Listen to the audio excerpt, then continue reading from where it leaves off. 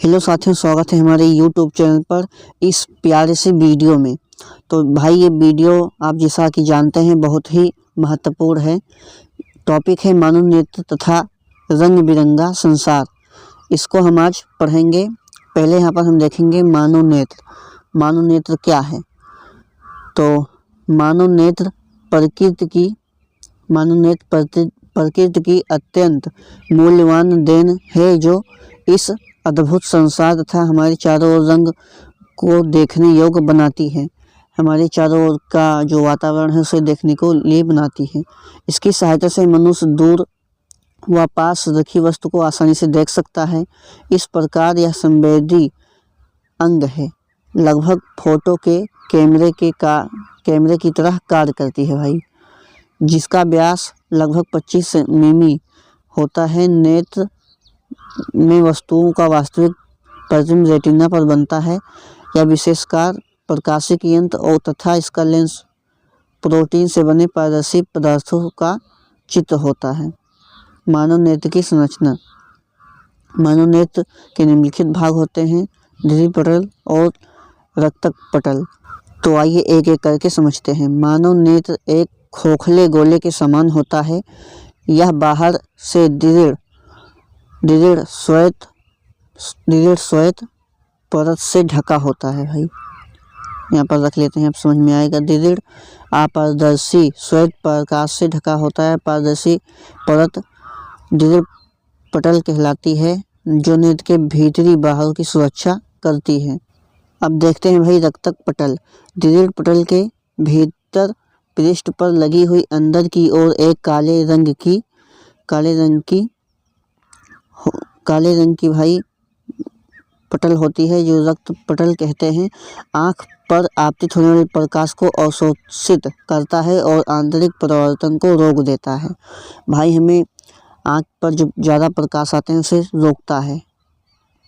Cornea स्वच्छ मंडल। तो नेत्र गोलाकार दृष्टिपटल के सामने का भाग तथा अपारदर्शी होता है, कॉर्निया कहते हैं। प्रकाश कॉर्निया से होकर नेत्र में प्रवेश करता है भाई, तथा प्रकाश किरणों अधिकांश अपवर्तन कॉर्निया के बाहरी पृष्ठ पर होता है। तो ये कॉर्निया है भाई। यहाँ पर जो सबसे आगे लगा होता है कांच का, एक क्या होता है भाई? कॉर्निया होता है। कांच का नहीं, मतलब कि एक लगा होता है भाई आइरिस के भीतर, यानी बाहर लगा होता है भाई। ये दृढ़ पटल है जो हमने अभी पढ़ा, और ये रक्तक पटल है जो अभी हमने पढ़ा। दृष्टि पटल पर क्या होता है भाई? रेटिना जिसे हम बोलते हैं, इस पर क्या होता है? प्रतिबिंब बनता है। आँख की पिछली दीवार को क्या कहते हैं? रेटिना कहते हैं भाई। तो आइए आइरिस के बारे में पढ़ते हैं। आइरिस के बारे में पढ़ेंगे। कॉर्निया स्वच्छ मंडल के पीछे एक रंगहीन अपारदर्शी झिल्ली का पर्दा होता है, जिसे परितारिका कहते हैं, आइरिस कहते हैं। तो यहाँ पर भाई हमारा कॉर्निया है, यहाँ पर क्या है? हमारा आइरिस है। आइरिस भाई कई कलर में, 3 कलर में होती हैं: ब्लैक, ब्राउन और ब्लू। ये 3 प्रकार की आइरिस पाई जाती हैं। अब आइए हम पुपिल यानी पुतली के बारे में पढ़ते हैं। पट्टिका के बीच के एक छिद्र होता है, जिसे पुतली कहते हैं। यह एक गोल तथा काला दिखाई देता है। नेत्र तारा प्रवेश होने वाली प्रकाश मात्रा को नियंत्रित कंट्रोल करता है।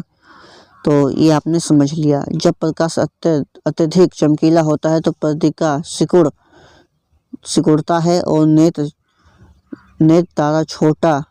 तारे को छोटा बना देती है भाई। अधिक प्रकाश में हमारी क्या होती है?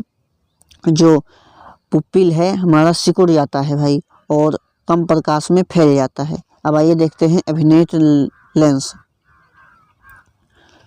क्या हो जाता है भाई? सिकुड़ जाता है और कम प्रकाश में फैल जाता है। तो आइए देखते हैं अभिनेत्र लेंस।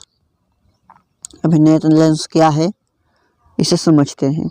पट्टिका के ठीक पीछे पारदर्शी ऊतकों से बना मुलायम द्वितल लेंस होता है, इसे अभिनेत्र लेंस कहते हैं। अगले भाग की वक्रता त्रिज्या बड़ी तथा पिछले भाग की वक्रता त्रिज्या छोटी होती है। लेंस का पदार्थ अपवर्तनांक 1.44 होता है। यहाँ पर ये अभिनेत्र लेंस है। नेत्र लेंस जिसे हम बोलते हैं। आइए अब आते हैं पश्चमाभि मांसपेशियों के बारे में। अभिनेत्र लेंस अपने ही स्थान पर मांसपेशियों के माध्यम से टिका रहता है। मांसपेशियों द्वारा अभिनेत्र लेंस पर कम अथवा अधिक दबाव डालकर नेत्र की वक्रता त्रिज्या को परिवर्तित किया जा सकता है, जिससे अभिनेत्र लेंस की फोकस दूरी बदल दी जाती है और अभिनेत्र लेंस द्वारा एवं पास वाली वस्तु पर प्रतिबिंब रेटिना पर बनता है। अब देखते हैं रेटिना के बारे में भाई। रेटिना रक्त पटल के नीचे भाई से आसानी से इसका डिफिनेशन है। इसमें डिफिनेशन ये है, जो प्रतिबिंब बनता है हमारा रेटिना पर बनता है। और रेटिना कहते किसे हैं? रेटिना आँख की पिछली दीवार को क्या कहते हैं? रेटिना कहते हैं। सफा भाई, तो रेटिना कहते हैं, आपने ये समझ लिया। अब आइए आते हैं, आगे बढ़ते हैं। अब यहाँ देखेंगे भाई, नेत्र का दूर बिंदु, वह दूरतम बिंदु जिस पर कोई नेत्र वस्तु स्पष्ट देख सकता है, नेत्र दूर बिंदु कहलाता है। समान नेत्र के लिए बिंदु अनंत दूरी पर होता है, अतः सामान्य नेत्र 25 सेंटीमीटर अनंत दूर तक रखी वस्तु को स्पष्ट देख सकता है। मोतियाबिंद, कभी कभी अधिक आयु में कुछ व्यक्तियों के नेत्र का लेंस दुधिया तथा धुंधला हो जाता है। इस स्थिति को मोतियाबिंद कहते हैं। इसके कारण नेत्र की दृष्टि में कभी अथवा पूर्ण रूप से दृष्टि क्षय हो जाता है, जिससे मोतियाबिंद चिकित्सा के बाद दृष्टि का वापस लौटना संभव होता है। हम चिकित्सक के पास जाएंगे तभी हमारा मोतियाबिंद ठीक होगा, अन्यथा नहीं। अब आइए देखते हैं दोष तथा उनका शोधन। कभी कभी चलिए इसके हम प्रकार देख लेते हैं, कितने प्रकार के होते हैं भाई। ये होता है भाई, अपोजन दोष के कारण होने वाले नेत्र प्रमुख 3 प्रकार के होते हैं। 3 प्रकार के होते हैं, निकट दृष्टि दोष और दूर दृष्टि दोष और जरा दृष्टि दोष। तो आइए हम पढ़ते हैं। हम इनमें केवल 3 ही की चर्चा करेंगे, जो निकट दृष्टि दोष है, दूर दृष्टि और जरा दृष्टि दोष। तो आइए हम सबसे पहले देखते हैं निकट दृष्टि दोष को। निकट दृष्टि दोष में निकट की वस्तुएं भाई दिखाई देती हैं, दूर की वस्तुएं नहीं दिखाई देती हैं। इस दोष को भाई हम क्या कहते हैं? निकट दृष्टि दोष कहते हैं। हमें इतना ही लिखना है, जिसमें निकट की वस्तुएं दिखाई देती हैं और तथा दूर की वस्तुएं नहीं दिखाई देती हैं, उसे हम निकट दृष्टि दोष कहते हैं। तो इतना बड़ा भाई आपको नहीं पढ़ना है। तो हमने आपको निकट दृष्टि दोष बता दिया। ये भाई कितनी उम्र में होती हैं? निकट दृष्टि दोष 10 से 16 वर्ष की उम्र में होता है। तो ये आपने समझ लिया। अब देखते हैं निकट दृष्टि दोष के कारण। इसके कारण क्या है भाई? तो आइए इससे हम समझते हैं। निकट दृष्टि दोष के 2 कारण हैं। लेंस का वक्रता त्रिज्या बढ़ जाना, लेंस के गोला अथवा व्यास बढ़ जाना। तो इसमें भाई क्या होता है, लेंस की जो गोला की व्यास होती है वो बढ़ जाती है और वक्रता त्रिज्या भी क्या हो जाती है? बढ़ जाती है। इसके कारण हमें निकट दृष्टि दोष का सामना करना पड़ता है, ये हो जाता है भाई। तो चलिए आपको दिखाते हैं। ये क्या है भाई? यहाँ पर एक 11.5वें चित्र में दिखाया गया है।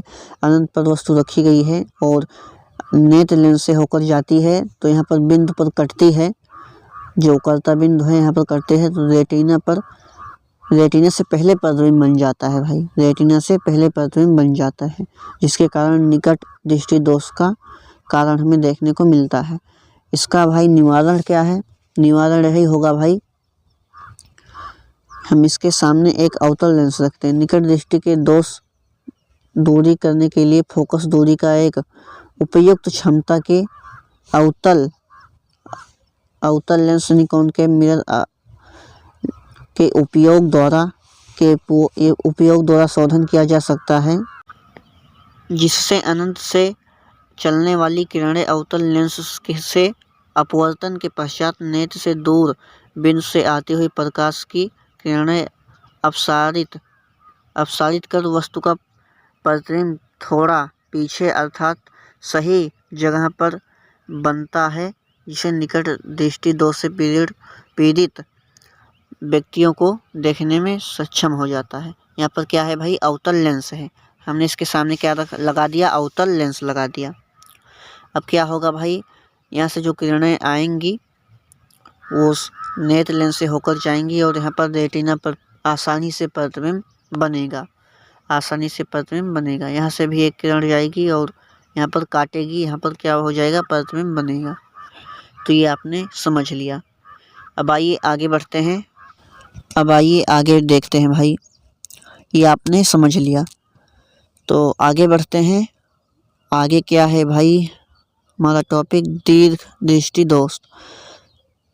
भाई इस दोष में दूर की वस्तुएं दिखाई देते हैं और पास की वस्तुएं नहीं दिखाई देती हैं। इसे हम क्या कहते हैं, दूरदृष्टि दोष कहते हैं। दूरदृष्टि दोष कहते हैं। तो ये हमारा क्या है, चित्र है। यहाँ पर 25 सेंटीमीटर दूर पर एक वस्तु रखी है जो नेत्र लेंस से अपवर्तन के पश्चात जो प्रतिबिंब बनाता है रेटिना के पीछे बनता है भाई। तो दूरदृष्टि के दोष के कारण, दीर्घ दृष्टि दोष के कारण अभिनेत्र लेंस की फोकस दूरी अत्यधिक हो जाना और नेत्र गोलाकार का छोटा हो जाना।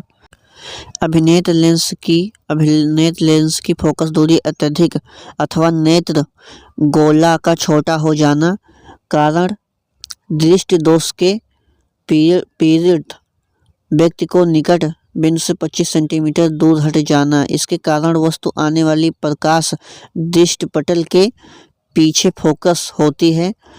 वस्तु का प्रतिबिंब दृष्टि पटल से न होकर थोड़ा पीछे बनता है। प्रतिबिंब दृष्टि पटल से थोड़ा पीछे बनने के कारण इस दोष से पीड़ित व्यक्ति के पास रखी वस्तु सुस्पष्ट नहीं देख पाता, अर्थात धुंधला देखता है। इस दृष्टि दोष को पीड़ित व्यक्ति को आसानी से पढ़ने के लिए पुस्तक या पाठन की सामग्री नेत्र 25 सेंटीमीटर की काफ़ी दूरी पर रखना पड़ता है।